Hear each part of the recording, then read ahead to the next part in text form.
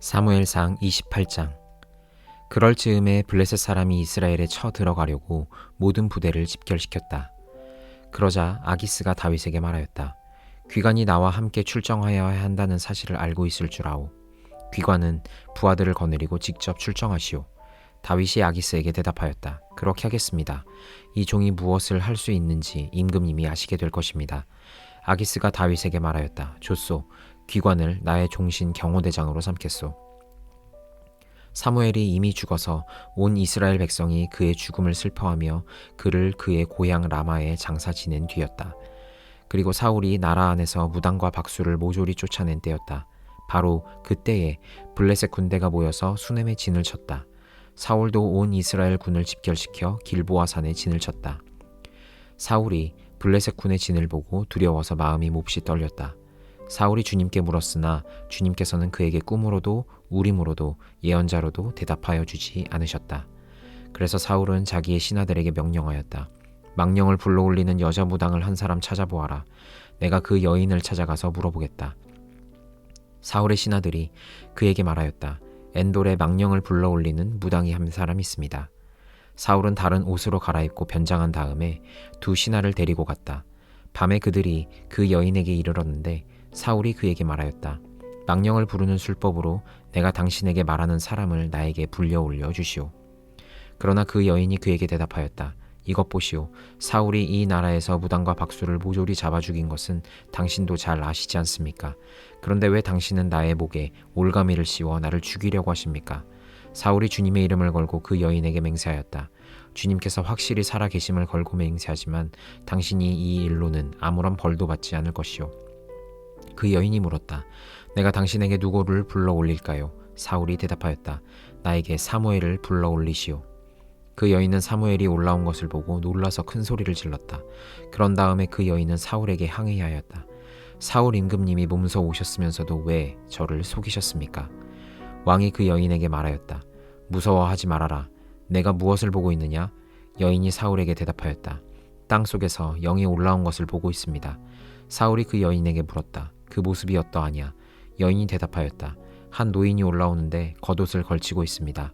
사울은 그가 사무엘인 것을 알아차리고 얼굴이 땅에 닿도록 엎드려 절을 하였다. 사무엘이 사울에게 물었다. 당신이 왜 나를 불러올려 귀찮게 하시오? 사울이 대답하였다. 제가 매우 궁지에 몰려 있습니다.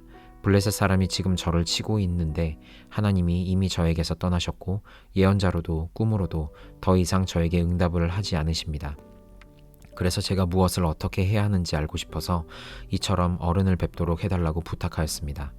사무엘이 책망하였다. 주님께서는 이미 당신에게서 떠나 당신의 원수가 되셨는데 나에게 더 묻는 이유가 무엇이오?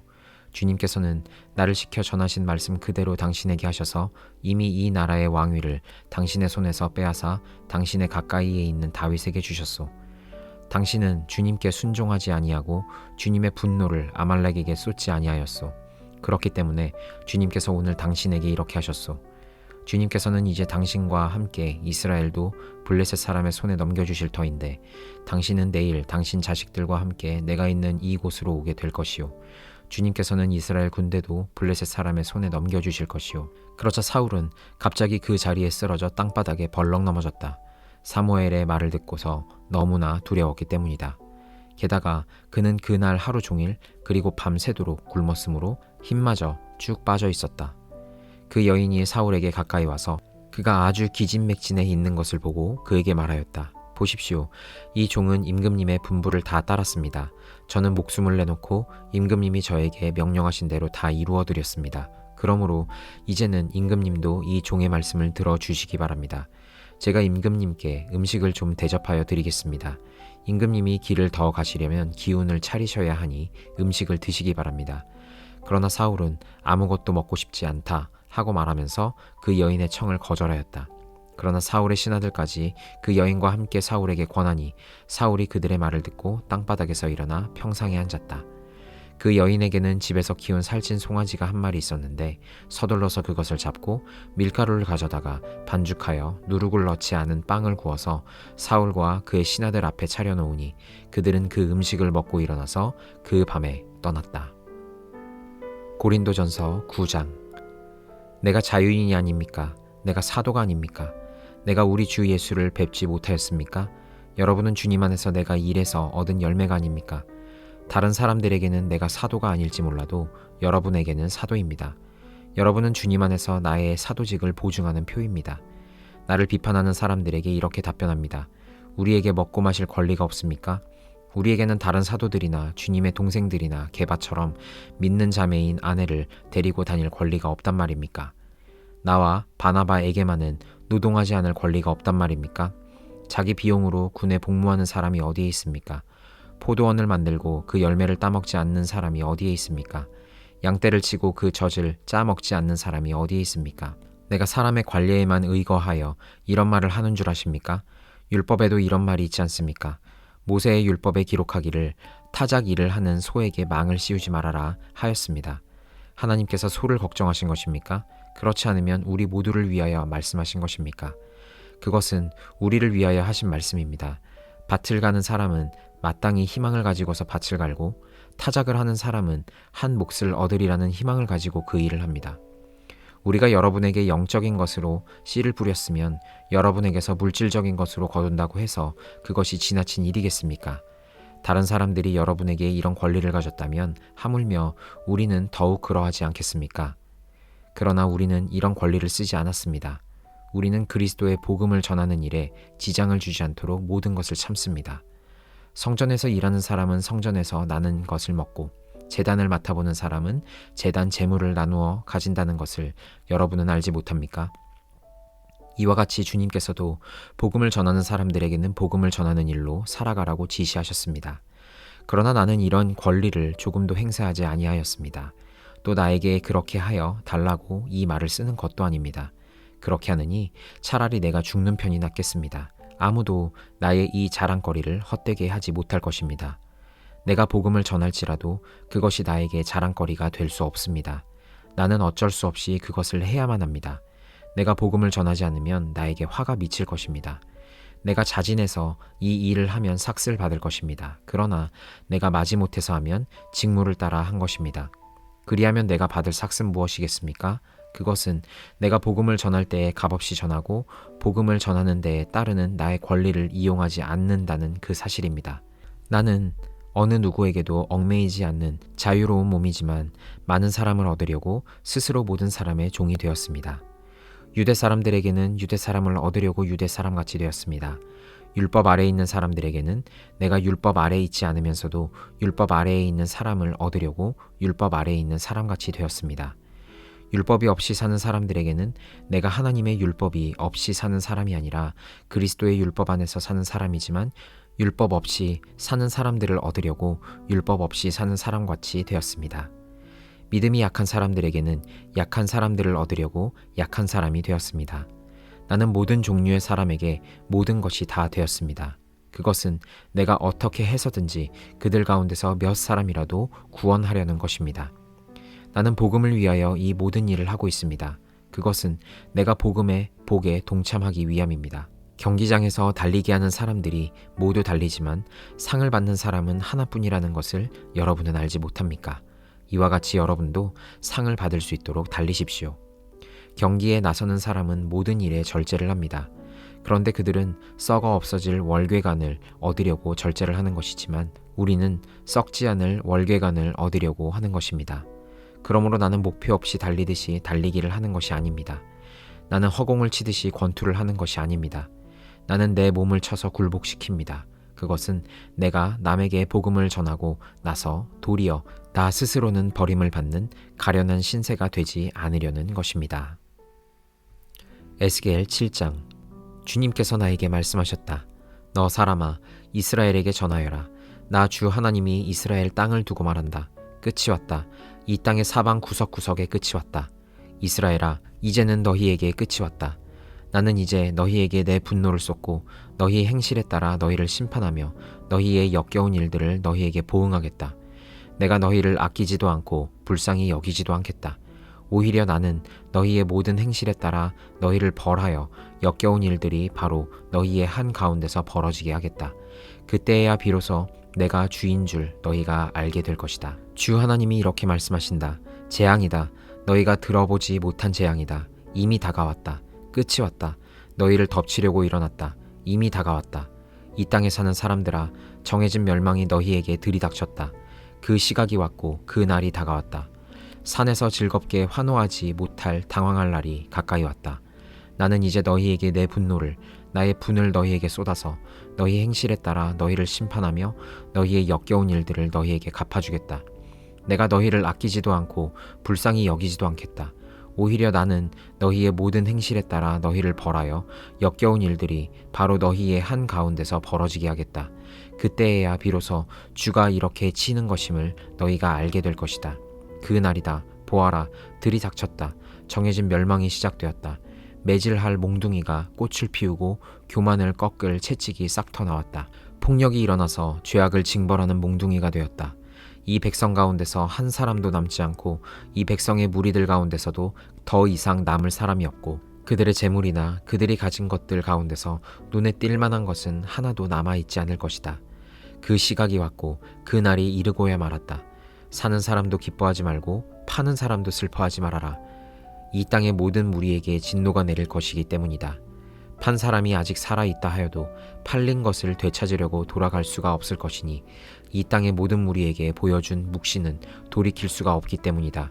죄를 짓고서는 어느 누구도 자기 목숨을 굳게 부지할 수가 없다.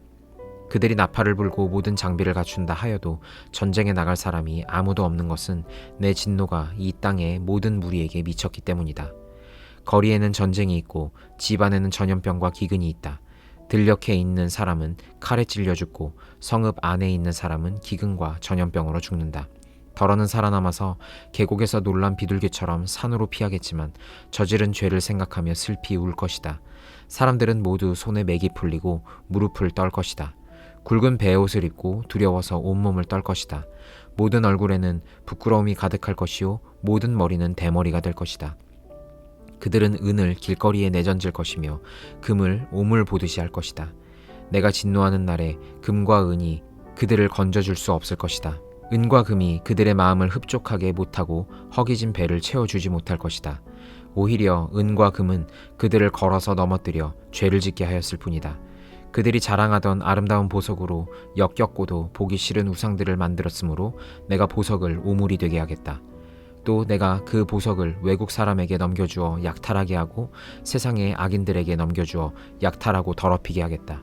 내가 간섭하지 않을 것이니 외국 사람들이 나의 은밀한 성소를 더럽히고 도둑들이 그곳에 들어가서 약탈할 것이다. 너는 쇠사슬을 만들어라. 이 땅에 사륙이 가득 차 있고 이 도성에는 폭력이 가득 차 있기 때문이다. 나는 세상에서 가장 악한 이방 사람들을 데려다가 그들의 집들을 차지하게 하겠다. 강한 사람들의 교만을 꺾고 그들의 성소들이 모두 더럽혀지게 하겠다. 파멸이 이미 이르렀다. 그들이 평안을 찾지만 전혀 없을 것이다. 재앙에 재앙이 겹치고 불길한 기별이 꼬리를 물 것이다. 그때에는 사람들이 예언자에게 묵시를 구하여도 얻지 못할 것이며 제사장에게는 가르쳐줄 율법이 없어질 것이고 장로들에게서는 지혜가 사라질 것이다. 왕은 통곡하고 지도자들은 절망에 빠지고 이 땅의 백성은 무서워서 벌벌 떨 것이다. 내가 그들의 행실대로 그들에게 갚아주고 그들이 심판받아야 하는 그대로 그들을 심판하겠다. 그때에야 그들이 비로소 내가 주인 줄 알게 될 것이다. 시편 45편. 마음이 흥겨워서 읊으니 노래 한 가락이라네. 내가 왕께 드리는 노래를 지어 바치려네. 나의 혀는 글솜씨가 뛰어난 서기관의 붓끝과 같다네. 사람이 낳은 아들 가운데서 임금님은 가장 아름다운 분, 하나님께서 임금님에게 영원한 복을 주셨으니 임금님의 입술에서는 은혜가 쏟아집니다. 용사이신 임금님, 칼을 허리에 차고 임금님의 위엄과 영광을 보여주십시오. 진리를 위하여, 정의를 위하여 전차에 오르시고 영광스러운 승리를 거두어 주십시오. 임금님의 오른손이 무섭게 위세를 떨칠 것입니다. 임금님의 화살이 날카로워서 원수들의 심장을 꿰뚫으니 만민이 임금님의 발 아래에 쓰러집니다. 오 하나님, 하나님의 보좌는 영원 무궁토록 견고할 것입니다. 주님의 통치는 정의의 통치입니다. 임금님은 정의를 사랑하고 악을 미워하시니 그러므로 하나님, 곧 임금님의 하나님께서 기름을 부어 주셨습니다. 임금님의 벗들을 제치시고 임금님께 기쁨의 기름을 부어 주셨습니다. 임금님이 입은 모든 옷에서는 모략과 침향과 육개 향기가 풍겨나고 상하궁에서 들리는 현악기 소리가 임금님을 흥겹게 합니다. 임금님이 존귀히 여기는 여인들 가운데는 여러 왕의 딸들이 있고 임금님의 오른쪽에서 있는 왕후는 오빌의 금으로 단장하였습니다. 왕후님, 듣고 생각하고 귀를 기울이십시오. 왕후님의 결례와 아버지의 집을 지으십시오. 그리하면 임금님께서 그대의 아름다움에 사로잡힐 것입니다. 임금님이 그대의 주인이시니 그대는 임금님을 높이십시오. 두로의 사신들이 선물을 가져오고 가장 부유한 백성들이 그대의 총애를 구합니다. 왕후님은 금실로 수놓은 옷을 입고 구중 궁궐에서 온갖 영화를 누리니 오색 찬란한 옷을 차려입고 임금님을 뵈러 갈 때에 그 뒤엔 들러리로 따르는 처녀들이 줄을 지을 것이다. 그들이 기뻐하고 즐거워하면서 안내를 받아 왕궁으로 들어갈 것이다. 임금님의 아드님들은 조상의 뒤를 이을 것입니다. 임금님께서는 그들을 온 세상의 통치자들이 되게 하실 것입니다. 내가 사람들로 하여금 임금님의 이름을 대대로 기억하게 하겠사오니 그들이 임금님을 길이 찬양할 것입니다. 시편 46편. 하나님은 우리의 피난처이시며 우리의 힘이시며 어려운 고비마다 우리 곁에 계시는 구원자이시니 땅이 흔들리고 산이 무너져 바닷속으로 빠져들어도 우리는 두려워하지 않는다. 물이 소리를 내면서 거품을 내뿜고 산들이 노하여서 뒤흔들려도 우리는 두려워하지 않는다. 셀라. 오 강이여, 그대의 줄기들이 하나님의 성을 즐겁게 하며 가장 높으신 분의 거룩한 처소를 즐겁게 하는구나. 하나님이 그 성 안에 계시니 그 성이 흔들리지 않는다. 동틀녘에 하나님이 도와주신다. 민족들이 으르렁거리고 왕국들이 흔들리는데 주님이 한번 호령하시면 땅이 녹는다. 만군의 주님이 우리와 함께 계신다. 야곱의 하나님이 우리의 피난처시다. 셀라. 땅을 황무지로 만드신 주님의 놀라운 능력을 와서 보아라. 땅 끝까지 전쟁을 그치게 하시고 활을 부러뜨리고 창을 꺾고 방패를 불사르신다. 너희는 잠깐 손을 멈추고 내가 하나님인 줄 알아라. 내가 문 나라로부터 높임을 받는다. 내가 이 땅에서 높임을 받는다. 만군의 주님이 우리와 함께 계신다. 야곱의 하나님이 우리의 피난처시다. 셀라.